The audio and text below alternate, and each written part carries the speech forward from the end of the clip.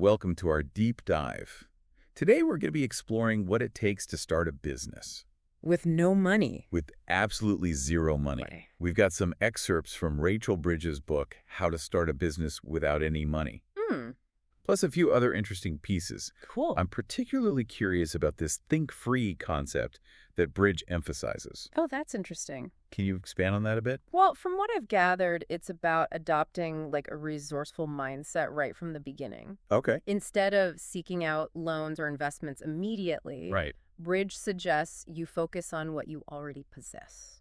Gotcha. So like your existing skills, Okay. connections, Mhm. even physical assets. Interesting. So it's more about looking at what you can do, Exactly. not what you can't. Yeah. That's a really interesting shift in perspective. And Bridge argues that avoiding debt, Okay. especially in those early stages, Makes sense. can really reduce the psychological pressure. Right. It allows for you to have greater resilience and sharply focus on essential tasks. That makes a lot of sense. Instead of stressing about loan repayments, Mhm. you can channel that energy into building your business. Precisely. Does she give any concrete examples of this think-free approach? She does. She mentions entrepreneurs who have bartered their skills Okay. for rent. Interesting. Like how? Like imagine designing a website Wow. in exchange for a month's accommodation, That's amazing. or even using self-storage units Oh, wow. as makeshift offices and warehouses. Those are really creative solutions. I said It seems like Bridge is a big advocate for resourcefulness. so, absolutely. And she also highlights the importance of leveraging free technology Okay. and online tools, Yeah. building a basic website, Sure. using social media for marketing, Right. managing your finances with free software. Hmm. These can all be done without spending a dime. That's really encouraging for aspiring entrepreneurs who might be intimidated by the costs of starting a business. I think so. But what about coming up with the business idea itself? Uh, so Bridge suggests looking at everyday problems or frustrations Yeah. as potential starting points. Okay. What annoys you? What do you wish existed? Those irritations could actually be the seeds of a successful business venture. So turning those I wish there was a moments into action? Exactly. I love that idea. She also stresses the importance of finding a niche Okay. and understanding your target market. So who are you serving Right. and what specific problem are you solving for them? It's all about solving those specific problems. So let's say you've identified a problem and a target audience. Right. How do you actually launch the business with no cash? Bridge emphasizes getting paid upfront Okay. whenever possible. Gotcha. This establishes positive cash flow from Right. day one Makes sense. and helps avoid debt. So it helps you stay in the black from the get-go. Exactly. She also advocates for building strong relationships with suppliers who might be open to flexible payment terms. It sounds like negotiation and clear communication are crucial in this process. Absolutely. And she provides some unconventional examples like entrepreneurs who source products that nobody else wants and resell them to a niche market. Wow. So they're essentially turning trash into treasure. Exactly. That's remarkable. Yeah. What about the current economic climate? Wouldn't a recession make it even harder to start a business? Bridge actually presents a counter-argument. Oh, really? She proposes that recessions can actually foster opportunity Okay. because they force businesses to be more creative, lean, and customer-focused. So it's about adapting to challenging circumstances Absolutely. and finding innovative solutions. Precisely. Does Bridge offer any advice on securing funding once the business is up and running? She suggests exploring options like crowdfunding, Okay. angel investors, Yeah. even loans from family and friends. Gotcha. But she emphasizes approaching these cautiously. Especially when personal relationships are involved, Especially then, transparency and clear communication are paramount. right? Because those loans can get tricky if things don't go as planned. Yeah. Speaking of practicalities, where do you even set up shop if you can't afford an office space? Bridge champions the home office as the ultimate cost saver. Especially in the early stages. Exactly. She also recommends considering co-working spaces Mm. or negotiating temporary use of space with friends or family. And earlier we talked about those resourceful entrepreneurs using self-storage units. Yeah, exactly. It's all about adapting and utilizing what's available. Makes sense.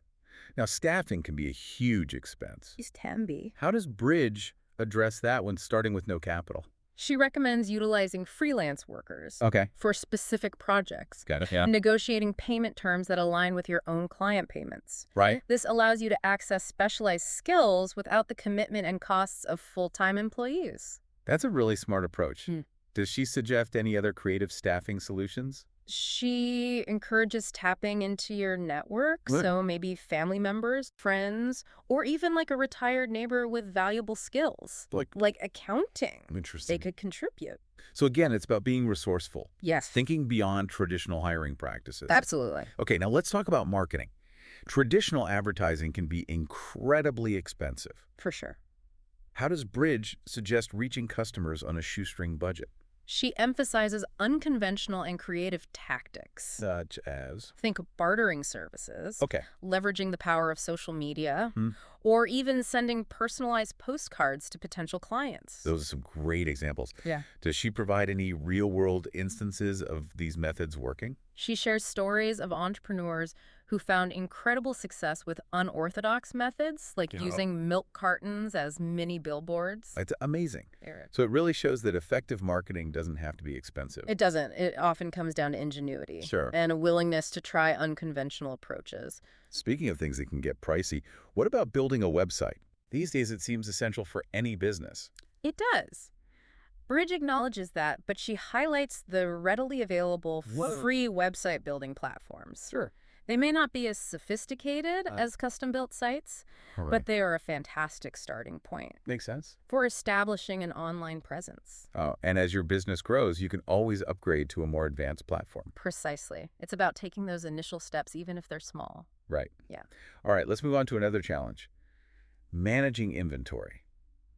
That can be tricky when starting with zero capital. Definitely, Bridge offers a couple of solutions. Okay. Drop shipping, for example, involves partnering with a supplier who handles storage and shipping. Okay. This eliminates the need to hold inventory yourself. That's a really helpful model for starting lean. What other options does she suggest? She also proposes a made-to-order approach, where you only produce goods after receiving customer payments. So that minimizes financial risk by ensuring you're only creating what's already been paid for. It's another example of resourcefulness and minimizing upfront costs. Now let's get into the nitty-gritty of pricing. How do you determine the right price for your product or service when you're just starting out? Bridge recommends researching your target market Okay. and their willingness to pay. So you have to understand what they're willing to spend. Exactly. Talking to potential retailers can also provide valuable insight into Right. appropriate pricing strategies. So it's about understanding the market and the perceived value of your offering. Precisely. And she emphasizes valuing your product or service appropriately. Okay. Don't undervalue your offerings Right. or resort to constant discounts just to make a sale. Right, because undervaluing can ultimately hurt your business in the long run. And it can also send the wrong message Dude. to potential customers. So we've covered a lot of ground, from adopting a think-free mentality to finding creative solutions for office space staffing and even marketing. But how do you manage cash flow when you're operating on a shoestring budget? Bridge dedicates an entire chapter to this. Oh, wow. It's a crucial aspect of any business. Oh, sure. She highlights the importance of getting paid upfront, Right. invoicing promptly, Okay. and diligently following up on outstanding payments. It sounds like it requires discipline It does, and constant attention. especially in the early stages. Now we've discussed starting small. Hmm. But what about expanding the business once it's gained some traction? That's where things get really interesting. How so? Bridge suggests exploring complementary product or service offerings Okay. and leveraging existing customer relationships to expand your reach. So building upon what you've already established. Exactly. She also highlights exporting as a potential avenue for growth, Really? even for small businesses. So there's potential to take your business global. There is. That's really exciting. It is. And it's a reminder that perceived limitations And often. can often spark incredible creativity And lead to. and lead to unexpected opportunities. Now, before we move on, let's talk about something that could be a major decision for entrepreneurs, business partners. Bridge explores both the pros and cons. She does. She outlines the benefits, Why? such as additional support, Okay. shared workload, and diverse skill sets. Makes sense. However, she also cautions about potential pitfalls. Such as? Conflicts, Right. disagreements, and differing visions. So it's a high-stakes decision It can be. that requires careful consideration and open communication. Absolutely. And as we wrap up this part of our deep dive, Okay. Bridge offers a final piece of advice. I'm all ears. Don't let fear of failure hold you back. Taking the leap into entrepreneurship, even without financial resources, can be incredibly rewarding. So it's about embracing the challenge and seeing setbacks as opportunities for growth. Okay, so we've covered a lot of ground in this first part of our deep dive into starting a business with no money. Let's take a quick pause here and we'll pick up the conversation in part 2. Don't go anywhere. It's about reframing those limitations and seeing them as springboards for innovation. I love that. I completely agree. Like turning those constraints into creative fuel. It's inspiring to hear about these entrepreneurs who built successful businesses from practically nothing. It is quite remarkable. Bridge shares a great story about a woman who launched a multi-million-dollar food business. Oh, right from her own kitchen. From her kitchen. Amazing. Do you remember her name? Kamal Basran. Kamal Basran. Yeah, she's a prime example of bootstrapping in action. How did she do it? She began by supplying samosas to a local deli. Okay. And then landed a deal with a major health food chain. Wow. And just like that, her samosa empire was born. Those early successes, those initial validations can be so powerful. For sure. They give you the momentum to keep going. Speaking of growth, does Bridge talk about how to expand a business without overspending? She cautions against unnecessary expansion, Right. suggesting that growth should always align with market demand Right. and your available resources. So it's about being strategic and not just expanding for the sake of it. Exactly. She also mentions the importance of delegation even when you're a one-person operation. Delegation is crucial. It is, but it can be tough to find reliable and affordable help, especially on a tight budget. It can be. Bridge suggests considering virtual assistants, Okay. interns, or even bartering arrangements. For those specialized tasks that you might not be able to handle yourself. Right. Bartering seems to be a recurring theme in her book, It is. and it makes perfect sense. What? Why spend money when you can trade skills? Exactly. It's a win-win. It's an incredibly effective way to build a network of support and gain access to valuable expertise. For sure. Now let's discuss something that can be a real headache for entrepreneurs. What's that? Legal matters. Contracts, trademarks, all that jargon. It can be daunting. It can be. And expensive. Bridge acknowledges this. Does she offer any advice? She emphasizes that you don't necessarily need to hire a high-priced lawyer Right away. right away. Ah. There are resources available, online templates, legal clinics that offer more affordable ways to handle the basics. It's about finding cost-effective solutions and empowering yourself with knowledge. Absolutely. Knowledge is indeed power. Especially in the world of business. For sure. Yeah. Now, we've focused a lot on the practical elements of starting a business. Right. But what about the mental and emotional side of things? Oh, that's a good point. Entrepreneurship can be a roller coaster ride. It can be a wild ride. It takes a certain kind of resilience to navigate the ups and downs. Bridge dedicates a whole chapter to the psychological challenges of entrepreneurship. Really? She stresses the importance of perseverance, Okay. maintaining a positive mindset when faced with obstacles. It's so easy to get discouraged, especially when you're starting out. It is. She also emphasizes the value of finding a support system. Like what? Other entrepreneurs who understand the unique challenges And triumphs. and triumphs of the journey. Having that network, a community of like-minded individuals can make all the difference. It really can. It helps to know you're not alone. For sure. Those shared experiences and that mutual support can be incredibly empowering. Now, as we wrap up this part of our deep dive, what final piece of advice does Bridge leave us with? She encourages aspiring entrepreneurs to approach learning as a continuous process. Okay. The business world is constantly changing, It is. so it's crucial to stay ahead of the curve. How does she suggest staying informed and up to date? She recommends a multi-pronged approach. Okay. Reading industry publications, Gotcha. attending conferences, Mhm. and seeking out mentors who can share their knowledge and experience. So it's about being proactive and seeking out opportunities to learn and grow. Exactly. You can never stop learning, especially as an entrepreneur. We've covered a lot of ground in this part of our deep dive legal considerations, the mental game of entrepreneurship, and the ongoing importance of learning and adaptation. Let's take another quick break and we'll return with the final part of our exploration into starting a business with no money. Welcome back to our deep dive. We've been exploring Rachel Bridges' insights on starting a business without any money. It's been quite a journey. It has been, and before we wrap up, Okay. I'd love to touch on the importance of brand identity. Something Bridge emphasizes even when resources are limited. She views a brand as a promise to the customer, Okay. a key differentiator in a competitive landscape. Right. And Bridge suggests focusing on what makes your offering unique. So what makes you stand out? Right. Crafting a narrative that truly resonates with Yeah. your intended audience. It's about conveying the essence of your business, Yeah, its personality, and its value proposition. exactly. And she highlights the need for consistency, ensuring that your brand messaging is clear and cohesive across all platforms. So from your website Mm-hmm. to your social media presence, Right.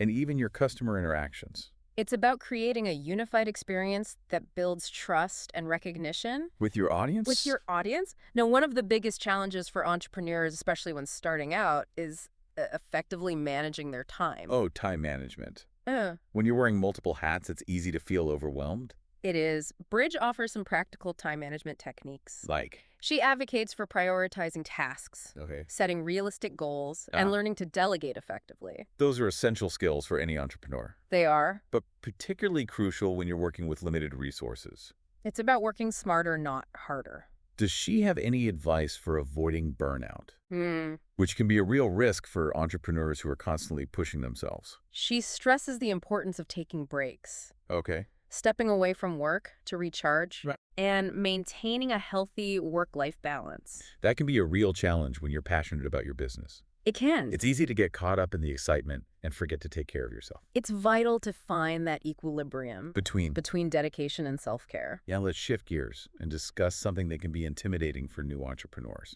Okay. Networking. Putting yourself out there, attending events, and initiating conversations can feel daunting, especially when you're just starting out. Bridge acknowledges that apprehension. Does she offer any advice for overcoming that fear?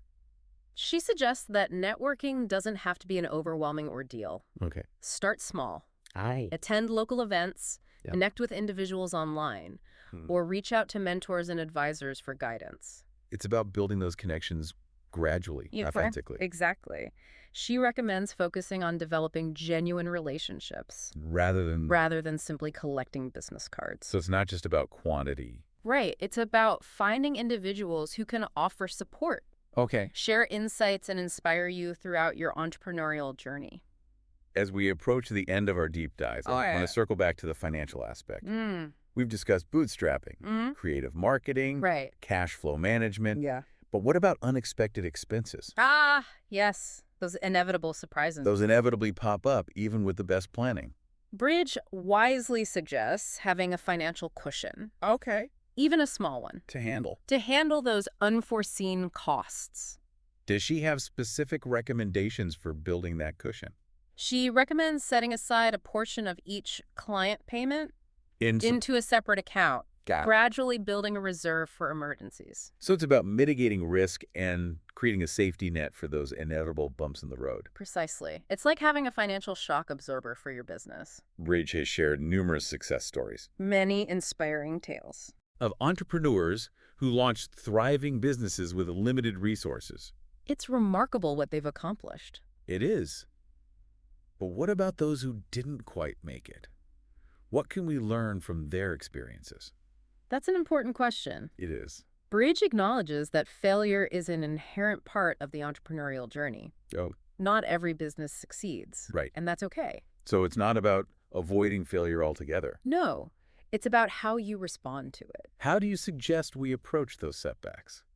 She encourages aspiring entrepreneurs to view setbacks not as defeats, but as valuable learning opportunities. So it's about extracting those lessons and applying them to future endeavors. Precisely.